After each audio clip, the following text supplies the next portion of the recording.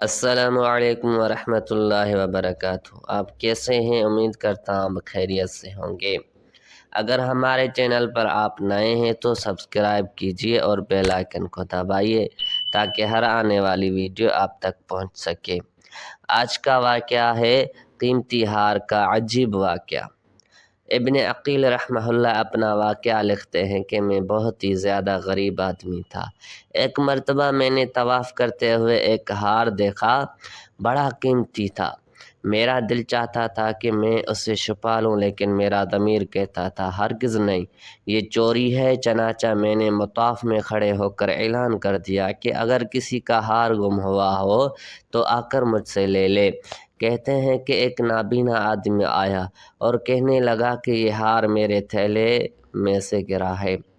میرے نفس نے مجھے اور بھی ملامت کی کہ ہار تو تھا بھی نابینا کا چھپانے کا اچھا موقع تھا، مگر میں نے وہ ہار اسے دے دیا۔ نابینا نے دعا دی اور چلا گیا۔ کہتے ہیں کہ میں دعائیں بھی مانگتا تھا کہ اللہ میرے لیے کوئی رزق کا بندوبست کر دے۔ اللہ کی شان دیکھیں کہ میں وہاں سے ہلا آ گیا۔ یہ ایک بستی کا نام ہے۔ وہاں کی ایک مسجد میں گیا تو پتہ چلا کہ چند دن پہلے امام صاحب فوت ہو گئے تھے۔ لوگوں نے مجھے کہا کہ نماز پڑھا دو۔ جب میں نے نماز پڑھانا اچھا لگا۔ وہ کہنے لگے تم یہاں امام کیوں نہیں بن جاتے؟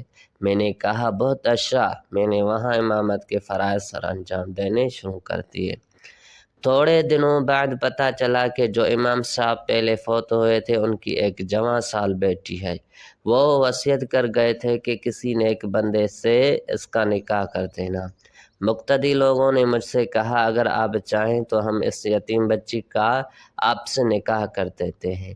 میں نے کہا جی بہت اچھا۔ چنانچہ انہوں نے اس کے ساتھ میرا نکاح کر دیا۔